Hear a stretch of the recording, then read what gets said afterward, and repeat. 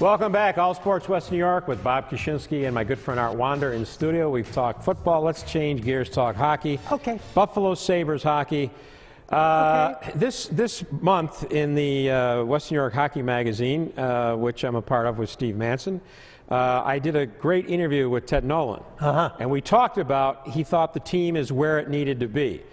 That was prior to this slide, which is just, I watched them Sunday against Detroit. They're off to a 3-0 lead. This team has so many problems right now, Art. It may be the worst team I've ever seen the Sabres have. Without a doubt, it's one of the worst-looking teams that I've seen since its inception in 1970, Bob. And it's a shame because I still consider Ted Nolan to be a pretty good coach. But, the front office has got to do something. But they can't go to Rochester because Rochester isn't doing as well as anybody would have hoped. And so consequently, I look at where did they make the mistakes? Granted, it's a young team. But I think the one big mistake, I think Darcy Regier, wasn't he around when he made the trade of Ryan Miller to St. Louis? Yes. Okay, and so in that trade we got the goalie Halak. He sat on the bench for one game and then they released him. Just let him go. And look what he's doing with the New York Islanders. He's probably leading the league. He's already won 25 games for the New York Islanders and playing great when he could have been here in Buffalo. Now I'm starting to wonder if it was Regier or Murray made that trade. I don't remember off the top of my head, but I hear exactly what you're saying. And the kid had better numbers than Ryan Miller. And everybody is saying that, and if Steve Manson was around, he'd probably say the same thing. Well, Halak is a good goaltender, and look what's happening. I mean, when you consider Sunday 6 goals and 7 before that, 13 goals that Enroth has given up in 2 games, how many games are you going to win doing that? Yeah, and when they were playing well, he was a huge reason as to why they were playing well, because he was making stop after stop. He's absolutely in a slump, but he's getting no support from his team.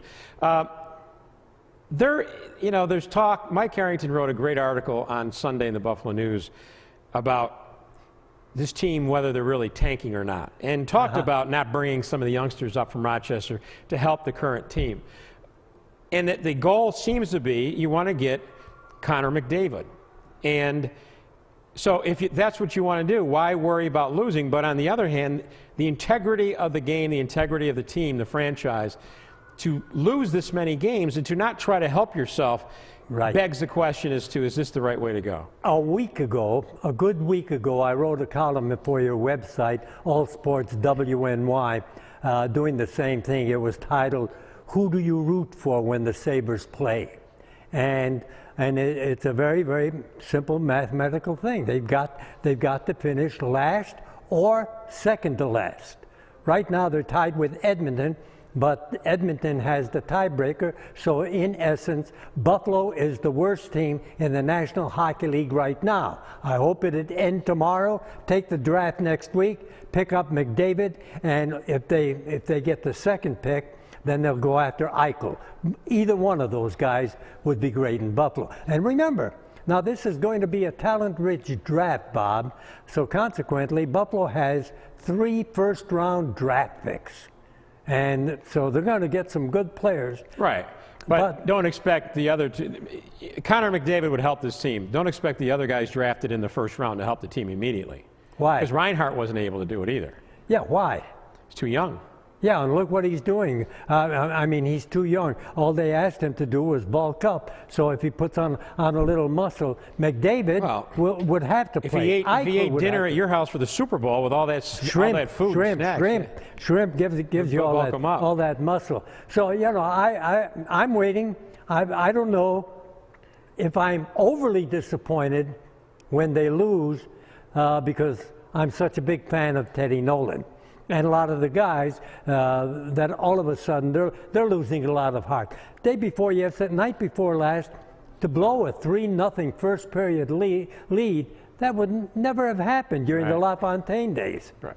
Wow. Hey, I didn't get a chance to talk to you about Bill Polian turning down an opportunity here in Buffalo. Surprised the living And that daylights. was one of the guys you were really rooting for. I was rooting for Bill Polian, and as it turns out, there was contact between the Pegulas and Polian. But the only thing that disappointed me on that, Bob, was that Polian's affection for Doug Marrone. I mean, he had stated that he considered Doug Marrone to be a good coach. I never considered. Yeah. How long have I been on Marrone and on Hackett? Since the day they walked into town. Since the day they walked into town, Hackett now can't find a job. Marrone can't find a job. He's even auditioning for offensive coordinator with teams. And so much. They're gone. A new era is in. But the old style will come back. I'm not that optimistic, really. You kind of owe Bill Polian something, don't you? I do. I mean, he told me to get out of town.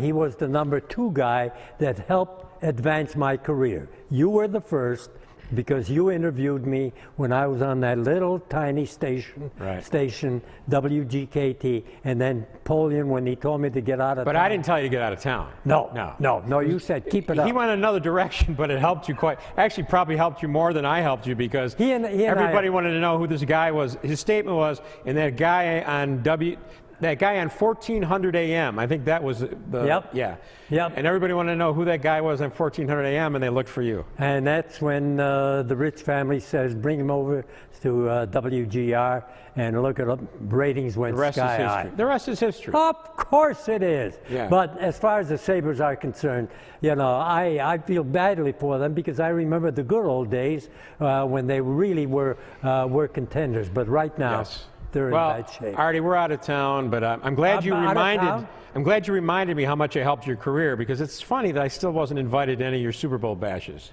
Full house. Art Wander, the Tiny Tie. We'll have him back next month.